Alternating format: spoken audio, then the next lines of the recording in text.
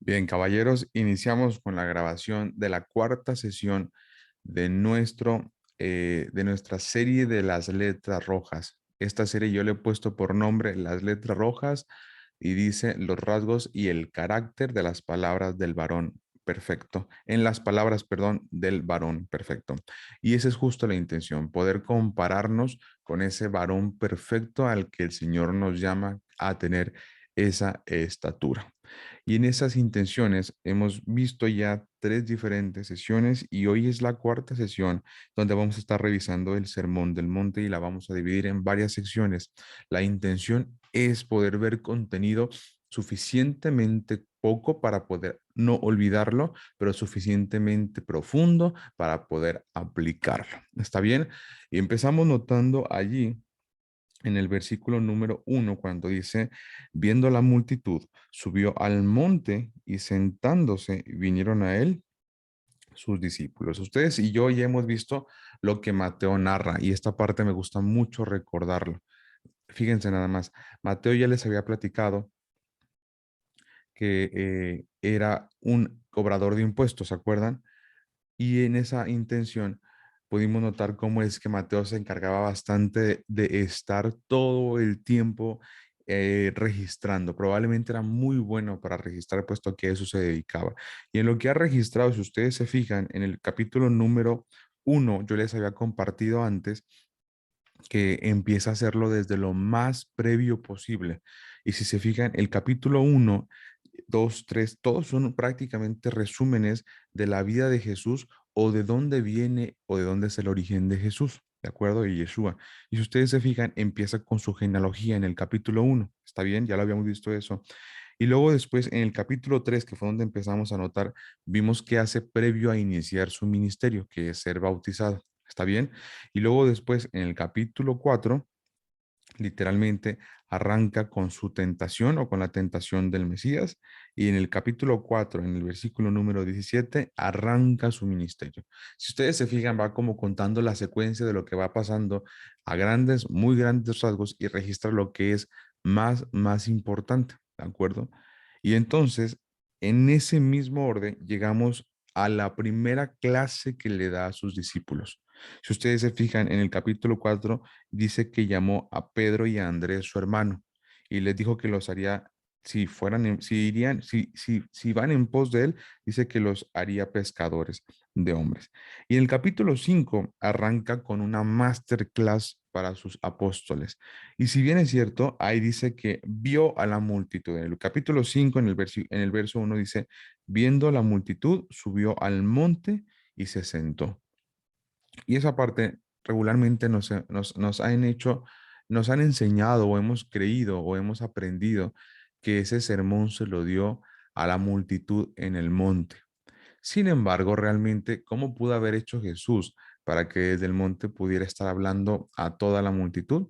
Bueno, realmente es que el propio capítulo nos da la respuesta y es que ahí dice particularmente que vinieron a él, no la multitud. Los que vinieron a él realmente para escuchar lo que iba a decir, realmente fueron los discípulos. Vinieron a él sus discípulos. Y esa parte es importante para poder diferenciar. El Mesías no da la clase o no da ese sermón a toda la multitud, solamente se lo da a sus discípulos. ¿Por qué? Porque fueron los que vinieron a él, porque fueron a los que él previamente había llamado. Si bien es cierto, por acá no nos está contando particularmente quiénes son sus discípulos, sin embargo, más adelante lo narrará. Por ahora creemos que para Mateo no fue importante en el orden haber añadido primero a qué discípulos ya había llamado. La certeza la tenemos en que a Pedro y a Andrés, su hermano, ya los había llamado. ¿Sí? Esa certeza sí la tenemos. Lo importante acá es que a sus discípulos les va a enseñar cualidades o rasgos de carácter que tendrán literalmente los que él llame. Hemos aprendido a notar las bienaventuranzas que aparecen a partir del versículo 3 en adelante como sencillamente ideales o palabras que Jesús quiere compartir. Y dice varias veces, bienaventurados, bienaventurados, bienaventurados. Y en efecto, podríamos notarlo como simples, em, como oraciones o sencillamente palabras, como sencillamente algo en lo que él se exprese, pero realmente lo que en profundidad nos está mostrando son cualidades de carácter de aquellos que son sus discípulos o de aquellos que habrían de estar dentro de su discipulado. El concepto de discipulado, y esa parte es muy importante porque fueron los que vinieron a él. El concepto de discipulado, caballeros, literalmente es un proceso de entrenamiento y capacitación a nivel vida con vida. Una vez más lo voy a decir. El proceso de discipulado es un entrenamiento o capacitación vida con vida. 24/7 prácticamente. ¿Quiénes vivieron eso? Pues en efecto, los apóstoles del Mesías, los alumnos del Mesías, los seguidores del Mesías. Pedro y Andrés, por ejemplo, prácticamente de verdad vivían con él, comían con él, dormían con él, viajaban con él, todo el tiempo estaban con él. Les hago una pregunta, ¿ustedes creen que en verdad se entrenaron con Jesús así como se escuchara en la actualidad? ¿Ustedes creen que vivieron un entrenamiento intensivo con Jesús? ¿Sí o no? Por supuesto. Y ese entrenamiento iba a ocurrir de verdad, o sea, por supuesto, de una persona, por ejemplo, tienes a Pedro y Andrés, pescadores completamente de la clase obrera y trabajadora, de verdad, de estar en esa situación a después, por ejemplo, a un Pedro que hablaba a 3,000 judíos y que los 3,000 judíos creían en el Mesías de una sola ocasión en Hechos capítulo 2. ¿Qué quiero decir? ¿Creen que haya existido un crecimiento o un progreso desde el día cero, donde Jesús los invita a participar, al día cuando están, por ejemplo, todos reunidos en el aposento alto de Hechos capítulo 2? Yo creo que sí. Hubo un gran progreso, literalmente si midiéramos sus capacidades, sus cualidades de carácter, habríamos notado que no eran las mismas personas, que eran personas práctica y totalmente diferente a la hora en la que el Mesías los deja a cargo. ¿Se fijan? Entonces, cuando el Mesías los llama en ese monte, les empieza a decir felices o bienaventurados, ¿sí? Y qué extraño, fíjense nada más, que esa palabra bienaventurado está asociado, esta parte es muy importante, con la verdadera riqueza.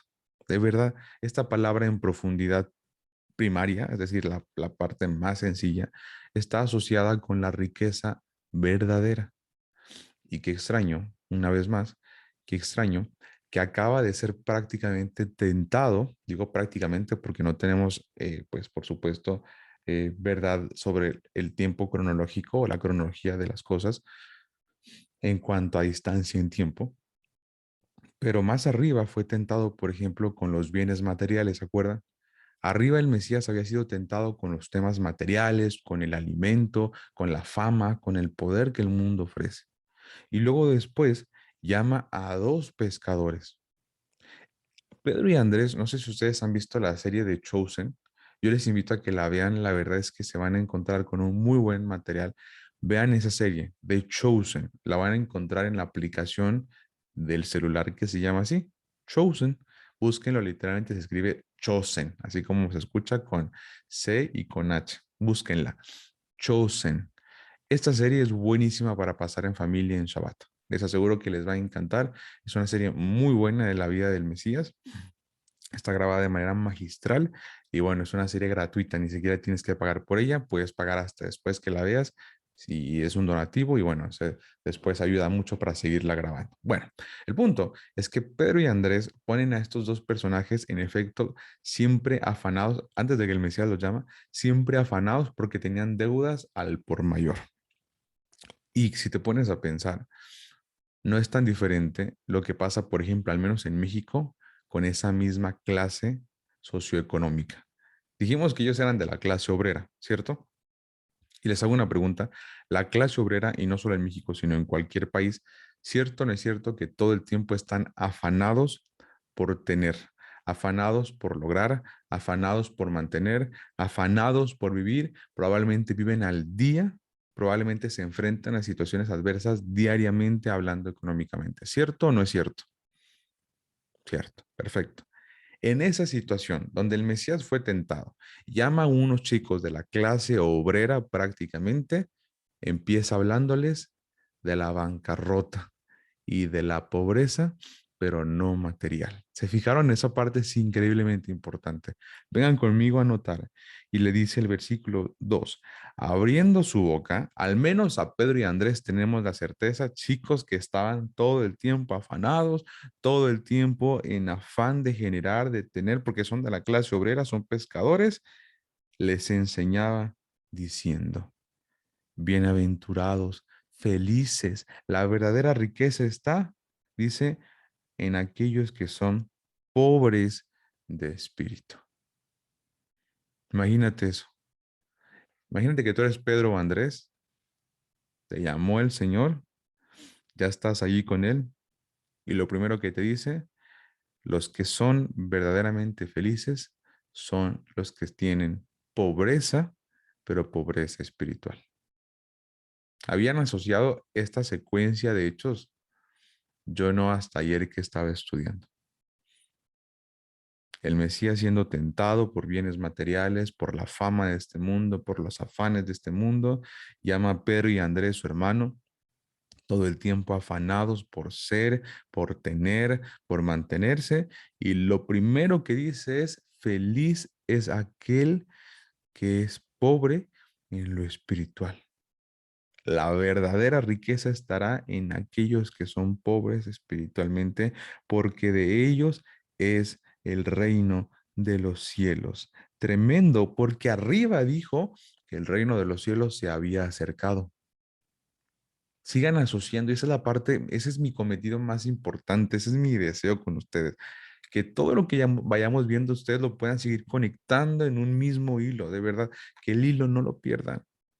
Tremendo esto, dice, feliz es aquel, es verdaderamente rico, le está diciendo en otras palabras, aquel que reconoce su pobreza espiritual. Y esa palabra pobreza espiritual prácticamente es el reconocimiento de nuestra bancarrota espiritual. ¿Saben por qué? Porque realmente no hay nada que provenga de nosotros que sea bueno. Lo hemos visto, lo vimos la semana pasada y la antepasada. De nuestro corazón, dice, provienen toda clase de maldad. De nuestro corazón, de nuestra mente, se producen por eso mismo, pensamientos de maldad, iniquidades, perversiones, mentira, adulterio, fornicación. Dice que desde el corazón viene eso. Y cuando reconocemos eso, caballeros, en verdad, cuando reconocemos que nuestro corazón y a nivel espiritual estamos en bancarrota, que no tenemos nada para ofrecerle al Señor, que realmente no hay nada de valor en nosotros. Cuando nos damos cuenta que todo lo que estamos haciendo viene incluso desde un deseo de verdad bastante egoísta por ser alguien, por mantenernos pareciendo algo, cuando nos damos cuenta de eso, ¿sabes una cosa? Te das cuenta de esa bancarrota espiritual que dice allí, dice, bienaventurado. Cuando reconoces esa pobreza espiritual, cuando te das cuenta que a nivel espiritual somos pobres. ¿Sabes por qué, Paz? ¿Por qué empieza diciéndoles esto a esos discípulos? Porque probablemente era algo en lo que jamás se habían puesto a pensar. Porque pobres quizás se conocían y sabían perfectamente, a lo mejor en una parte completamente material. Pero ¿qué tal en lo espiritual? Prácticamente esas primeras palabras están confrontando a los apóstoles y les dice, ¿se creen pobres materialmente? Ok, ahora la pregunta es, ¿qué tan espiritualmente ustedes son pobres? Imagínate, ¿tú crees que alguna vez los apóstoles se habían puesto a pensar en si eran pobres espiritualmente? Yo creo que no. Yo creo que no te da tiempo, no te dan ganas, no tienes interés cuando el hambre entra por la puerta. La espiritualidad tiende a salir por la ventana y ¿sabes qué? Ahorita no tengo chance de orar, de reflexionar, de escuchar, no tengo chance, necesito trabajar y tener dinero. Pero tremendamente el Mesías dice, en esas cosas, en esas cosas en verdad, mi Padre se va a encargar. Arriba lo puso él. No solo de pan vivir el hombre, sino de toda palabra que sale de la boca de Dios. Extrañamente, fíjate, por favor, compara esas dos palabras. El Mesías diciendo, no solo de pan vivir el hombre, sino de toda palabra que sale de la boca. Y como dijo claramente Mateo en el capítulo 2, en el versículo 2 del capítulo 5, abriendo su boca, les enseñaba diciendo. ¿Sí se entiende esto? Cuando él dice, sino de toda palabra que sale de su boca, y él abriendo su boca les enseñaba. ¿Y qué les enseñaba? A ver, analicemos ahora, caballeros, cómo estamos a nivel espiritual. No, pues quién sabe, Jesús nunca me ha puesto a pensar. Perfecto. ¿Crees que estás pobre espiritualmente? Reconócelo primero, date cuenta de eso y dice, nótese que allí hay verdadera riqueza. Y es la palabra bienaventurado. Bienaventurado, realmente rico, verdadera riqueza hay en aquel que es pobre o de bancarrota espiritual, pobre de espíritu. Dice, ¿por qué? Porque de ellos es el reino de los cielos. Les hago una pregunta. ¿Por qué el Mesías considera que el reino de los cielos es de aquellos que son pobres espiritualmente? Que no debería ser de aquellos que ya no son pobres, es decir, que ya aprendieron, que ya son, que ya tienen. ¿Será que sea posible que exista esa oportunidad, que el reino de los cielos sea? Exacto, Mike se ríe con una risa diciendo, no, porque eso nunca va a existir. El ser, el tener delante del Señor hablando espiritualmente, prácticamente nunca va a pasar. Nunca existirá alguien que crea que ya está abonándole a Dios sin que primero Dios le haya dado. ¿Y qué crees? Dice, de esos corazones, de esos corazones, de esas mentes que están en verdad en bancarrota y que reconocen esa bancarrota, ¿qué dice?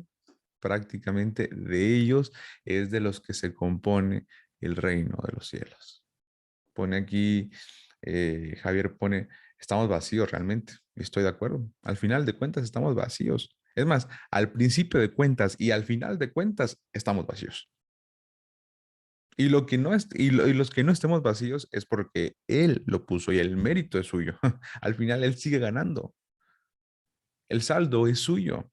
¿Se acuerdan cuando dice Romanos, creyó Abraham y le fue contado por justicia? Y no lo voy a explicar ahora, pero lo digo como comentario de manera muy, muy, muy como bombita que dejó caer y que esconde la mano. Pero cuando dice, y le fue contado por justicia, ¿a quién le fue contado por justicia? ¿A quién le fueron sumados los puntos? ¿A Abraham porque creyó? ¿O quién hizo que Abraham creyera? Solo piensen en eso. Los sabios dicen que cuando dice le fue contado por justicia, es que al Señor le fueron contados esos puntos. Y les digo un comentario bien sencillo, porque cuando literalmente el Señor pactó con Abraham, ¿se acuerdan de esta antorcha que tuvo en un sueño Abraham que se movía y se paseaba con la sangre? ¿Se acuerdan de esa parte? Que todo lo vivió Abraham literalmente, pero ¿se acuerdan que Abraham se quedó dormido durante el pacto? O sea, cuando pactó incluso se quedó dormido. Abraham no pactó, el Señor pactó. Así que los puntos son del Señor. ¿Se fijan? A la hora de ponernos frente al Señor, los puntos se los va a quedar Él. Al final de cuentas, ¿qué te quiero decir? Los pobres espirituales, los que están en bancarrota, son los que verdaderamente tienen el deseo, tienen de verdad el tiempo y el anhelo por escucharlo a Él, por someterse a Él, por ser dirigidos y gobernados por Él, por aceptar su gobierno. Los que no están en bancarrota espiritual, literalmente te vas a dar cuenta, porque prácticamente todo el tiempo que van a estar haciendo, imponiendo su gobierno, imponiendo su voluntad, buscando estar declarando, manifestando, mostrándose. Eso es lo que va a hacer alguien que no está en bancarrota espiritual, que no ha reconocido su bancarrota espiritual. Y delante del Señor, mano, te digo la verdad, no tenemos cara, no tenemos opción, no tenemos en verdad ninguna cualidad para poder no estar pobres delante del Señor. Dice por acá John, pero realmente quería ser pobre. Pregunta, ¿pero realmente quería ser pobre espiritualmente? Pues es que ese es el punto. No es de querer, todos estamos pobres delante del Señor. Y dice aquí el Mike, debemos humillarnos ante Él. Exacto, negar nuestra soberbia. Y yo creo que más que negarla es eliminarla. O sea, sí te entiendo a qué te refieres como de negarla, pero luego como que el tema de la negación en los hombres es como decir, no, no lo soy, no lo soy. Cuando realmente sí lo eres, me explico, y tiene que ser genuino, o sea, necesita ser genuino. Al final de cuentas, está diciendo, los que conforman el reino de los cielos deberá ser por aquellos que son y que reconocen su bancarrota espiritual. Ahora que ya acabamos de notar esto, quiero que te fijes que esta no es prácticamente, no, perdón, no es una lista de enunciados simplemente, sino que es una lista de rasgos de carácter que él anhelará formar en sus discípulos. Atención con esto, por favor.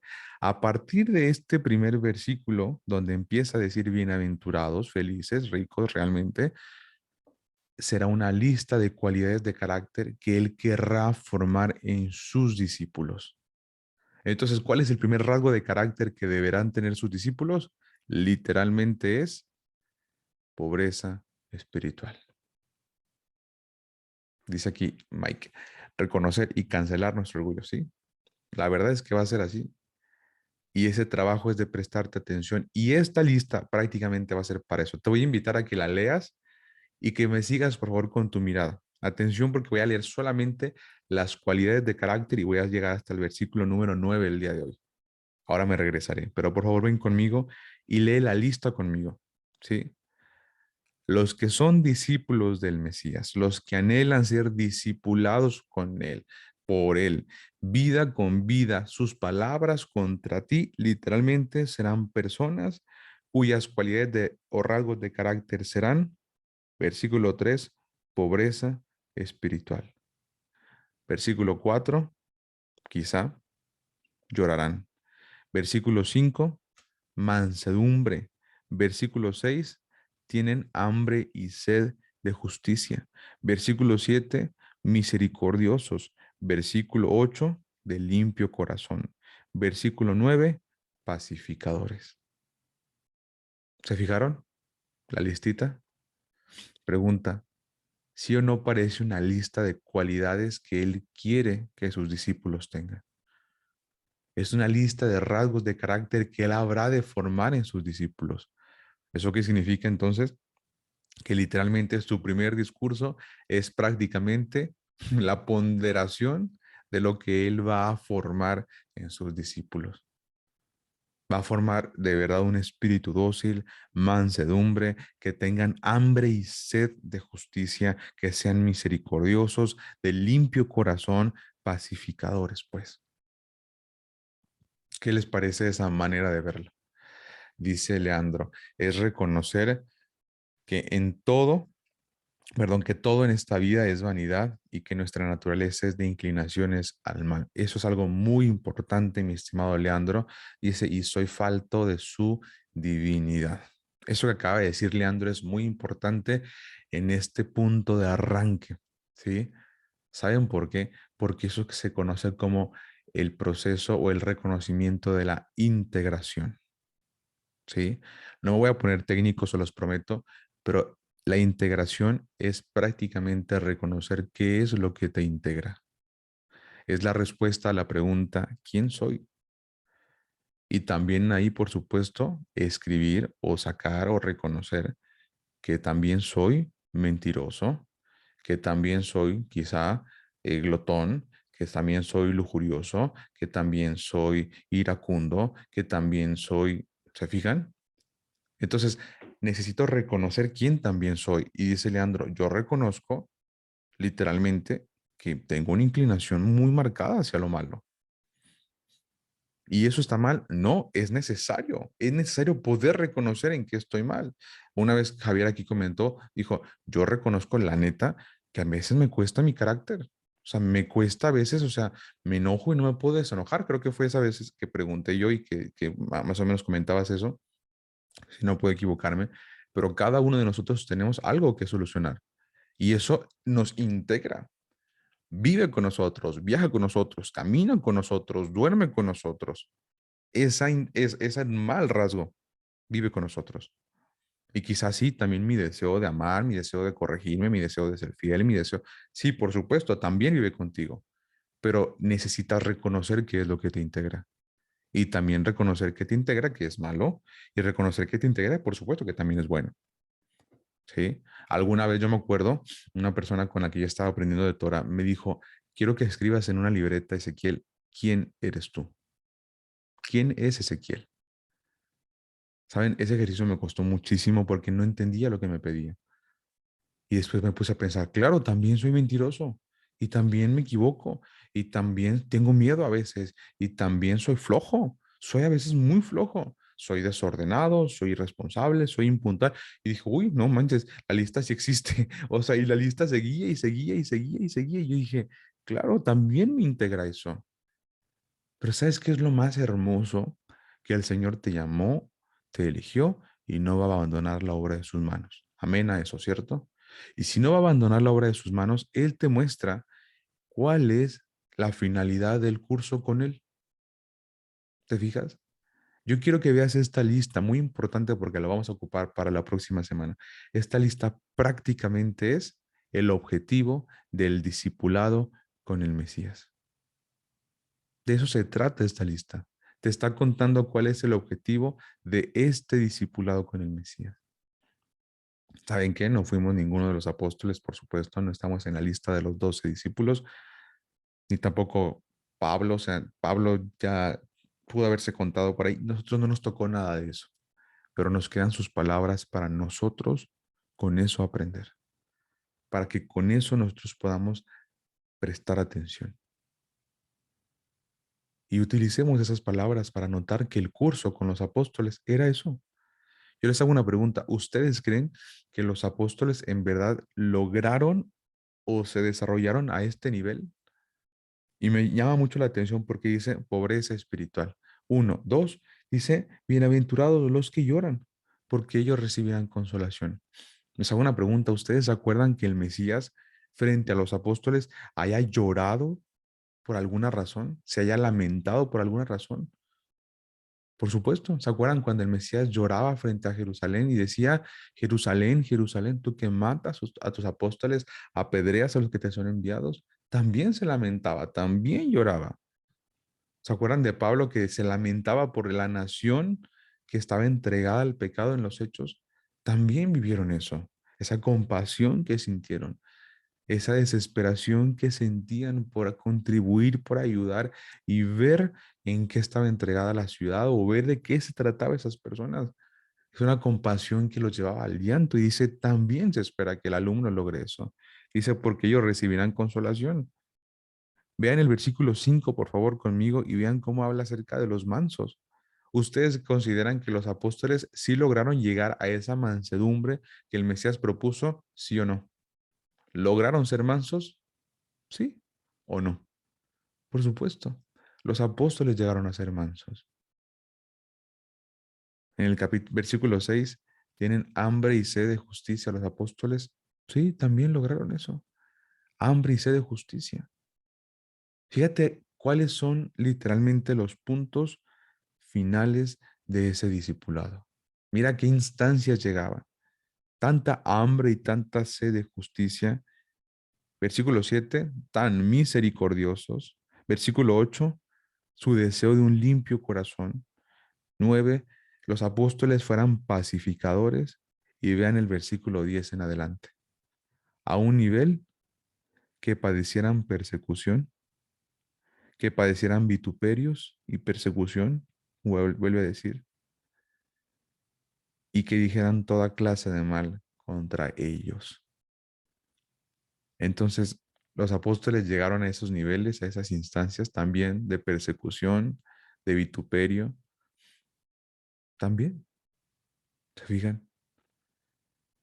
Literal, este discipulado con el Mesías sería un proceso tan profundo que llegarían a vivir, por ejemplo, esta persecución o vituperio y habrían de salir aprobados y con una fe que perseverará por completo en el Mesías.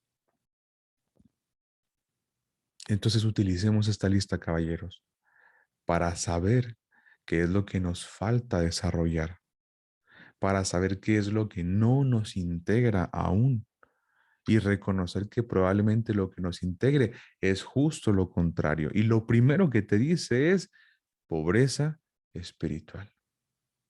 Y arrancamos con lo primero que iniciamos. ¿Se acuerdan? El desafío de la gratitud, desafío de la humildad. Literalmente, ¿qué tanto puedes reconocer en ti lo mal que pudieras estar para estar en bancarrota espiritual? ¿Te fijan? Quizá de pronto vamos a necesitar una vez más reconocer qué es lo que me integra para poder saber nuevamente en qué pudiera estar yo equivocado.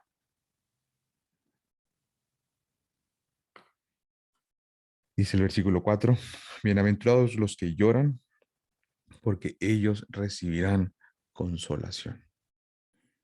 Es algo muy tremendo porque nuevamente les dice bienaventurados los que lloran. Y si ustedes se fijan, ambos tienen una connotación, bueno, todos los puntos van a tener una connotación, por supuesto, material. ¿Y por qué material? Porque evidentemente eh, los apóstoles no tenían ninguna instrucción espiritual aún de manera efectiva. Y por supuesto habría que asociarlo con alguna cosa material, más por porque su mayor necesidad era material en el caso de los apóstoles. Sin embargo, no solo es material todos sus conceptos, sino que por supuesto son mucho mayor a nivel espiritual y con una trascendencia más importante. Y el versículo 4 dice eso, bienaventurados los que lloran, porque ellos recibirán consolación. Si tú eres un discípulo que acaba de ser llamado y tu mayor necesidad es material, también aplicaba. Y si ya comprendes esto y a nivel espiritual, también aplica. ¿Te fijan? Ese llanto al nivel material es por un montón de necesidades probablemente que pudieran tener los apóstoles. Es muy probable. Su necesidad los mantenía todo el tiempo preocupados, quizá afanados.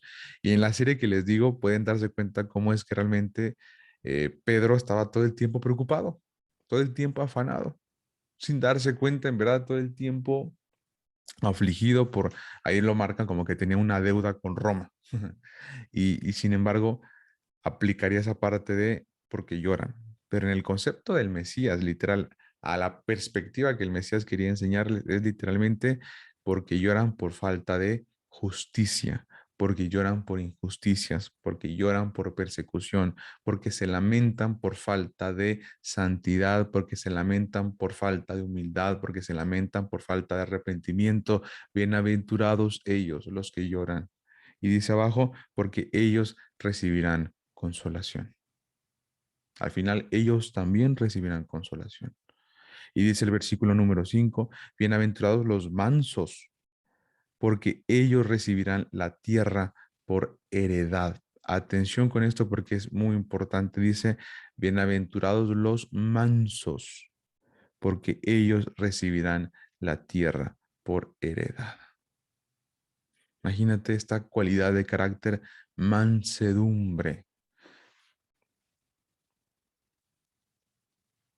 Esta cualidad, este rasgo de carácter de mansedumbre, en el concepto de diccionario literalmente es docilidad y suavidad que se muestra en el carácter o se manifiesta en el trato de dócil carácter o suavidad de carácter o suave de carácter. Extrañamente, como les dije, esto lo estamos viendo a varios niveles. Primero, en el nivel en el que los apóstoles de manera material pudieran recibirlo. Dos, de manera de discipulado en el que el Mesías quería hablar a nivel espiritual. Y tres, que el Mesías vivió esto. ¿El Mesías era dócil de carácter, suave de carácter? Por supuesto que sí. Y más adelante lo manifestará con ellos. Y dice, porque ellos recibirán la tierra por heredad.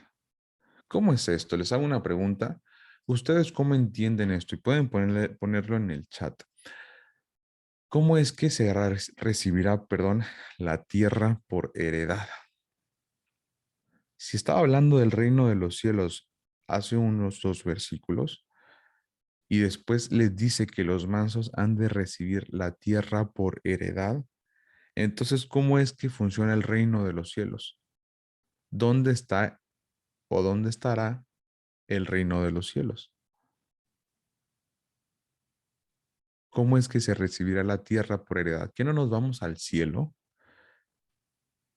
Está cañón esto, ¿no? No sé si se han puesto a pensar en esto, pero ¿cómo es que se recibirá la tierra por heredad? ¿Ustedes qué dicen? Póngala ahí en el chat. Dice Leandro, ¿se referirá al milenio? Bueno, podría ser, pero entonces, ¿dónde va a estar el milenio? ¿Dónde va a ser el milenio? Y Abdul dice, interesante situación. No tengo una respuesta, pero interesante la situación, diría yo. Ok, dice Mike, en la Jerusalén celestial, o sea, en el cielo, celestial, en el cielo. Y entonces, ¿por qué dice que recibirán la tierra por heredad? Ahora tú. Y dice Leandro, es que el milenio va a ser en la tierra. Bueno, ¿quieren saber esto? Pues no se pierda.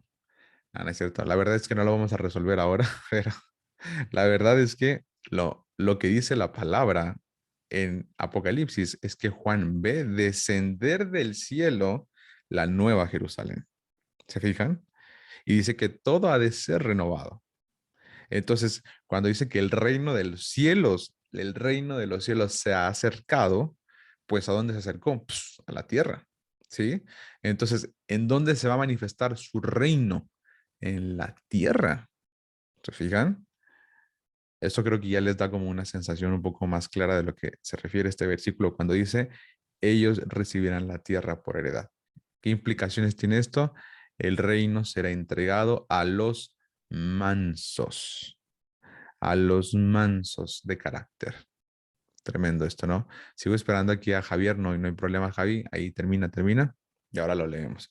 Pero ahí está, ¿sí? Y esto es un tema, imagínate, de carácter, mansedumbre, caballeros. Dice Javier, Satanás le ofreció la tierra a Yeshua, pero en ese momento él podía hacerlo. Pero cuando él, Yeshua, le derrote, la recuperará. Exacto, sigan conectando con lo que vimos en el 4. Satanás le ofrece la tierra por heredad, literalmente le dice, si tú postrado me adorares, te voy a dar todos los reinos de esta tierra. El gobierno de esta tierra te lo voy a entregar. Y no, acuérdense, esta frase me gusta mucho. El Señor no tiene que luchar por tener su gobierno, como lo vimos en Job. El Señor no lucha por tener su gobierno. Al Señor no gana el gobierno. Al Señor se le entrega el gobierno. Al Mesías se le entregó el gobierno. No tiene que luchar por su preeminencia. Por supuesto que no. Tremendo eso, ¿no? Y dice, los mansos recibirán la tierra por heredad. Hablando de ese gobierno, los mansos han de gobernar con él, ¿sí? Entonces, otro punto que puede ser tomado como, ok, Pedro y Andrés probablemente no eran mansos, probablemente siempre sentían la pedrada, o sea, todo el tiempo, acuérdense, pedrada, bancarrota, acuérdense, es que quiero que me entiendan esto, no sé cómo significarlo para ustedes, pero imagínate que o sea, lo está dando en dos direcciones, ¿sí? Dirección sencilla, literal y material a la visión de los apóstoles, y la otra visión es quiero que lo entiendas a nivel espiritual, ¿no? Entonces imagínate, visión sencilla, simple y literal, si quieres. Los apóstoles en pañales, literalmente entendiéndolo como, entonces me está diciendo que yo la verdad es que soy súper iracundo. Sí, sí entiendo, o sea, me está regañando, o sea, me está diciendo que o sea, imagínate a nivel de los apóstoles como que sintiéndolo así, ¿no?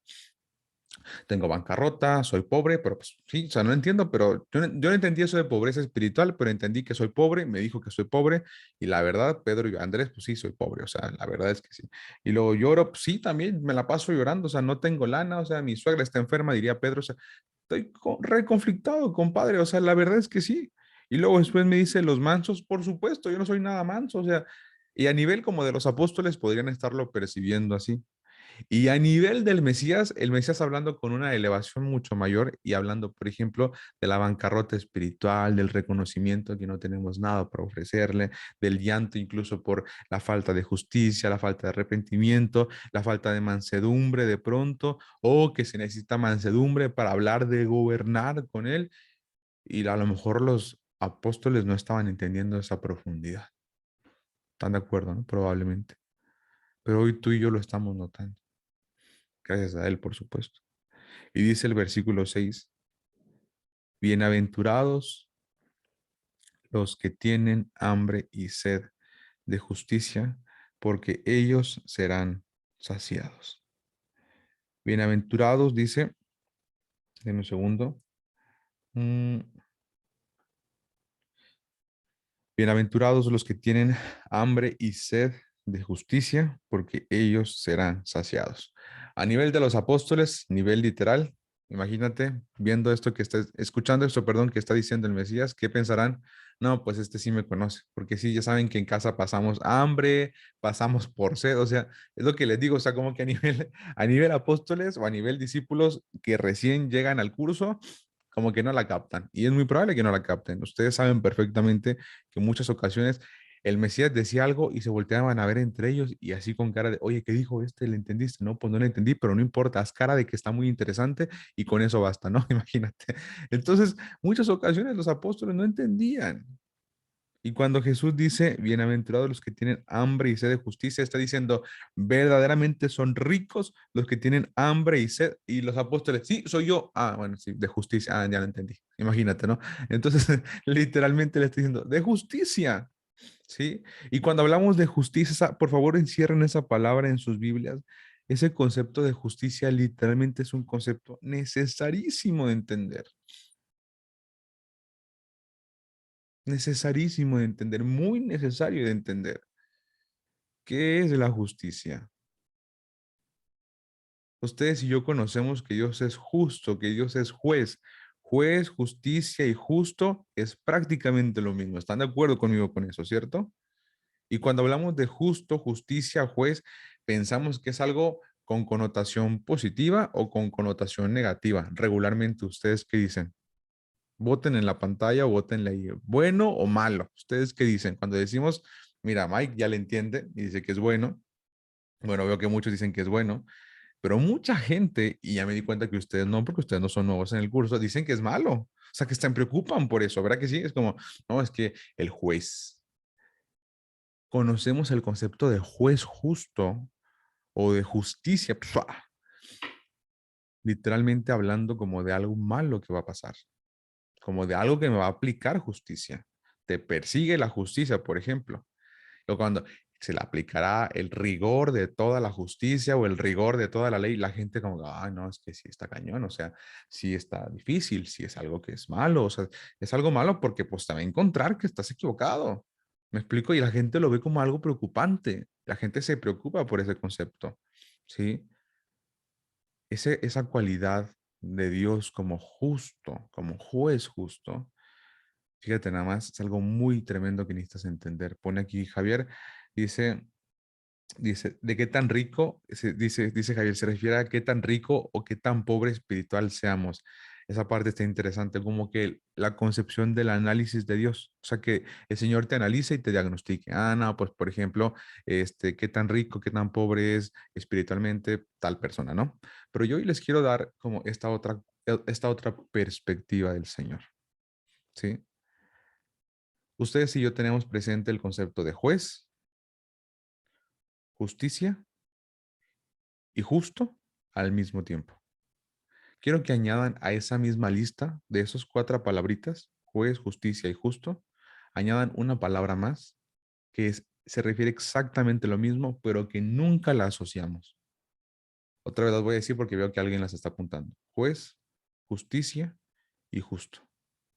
¿Sí? Esas palabras que regularmente se asocian con una concepción negativa, hay una palabra muy parecida a estas que no se asocia para nada a lo negativo y es justificación. ¿Verdad que cambia muchísimo el contexto de esa palabra justificación? Si hablo de justificación, ¿cómo se piensa? ¿En positivo o negativo? Siempre en positivo. Como que no da espacio. La justificación nunca deja espacio a algo negativo. Y por supuesto, no me refiero a la justificación de poner excusas, ¿sí? Luego en México se utiliza mucho este concepto de justificación como de excusas, como de, no te estés justificando, pero espérame. Estamos hablando de justificación en el concepto de su impartición de justicia a nosotros. ¿Qué les parece eso? La justificación que Él nos da es la impartición de su justicia, que Él, si es justo, nos la pone a nosotros. Nosotros no somos justos.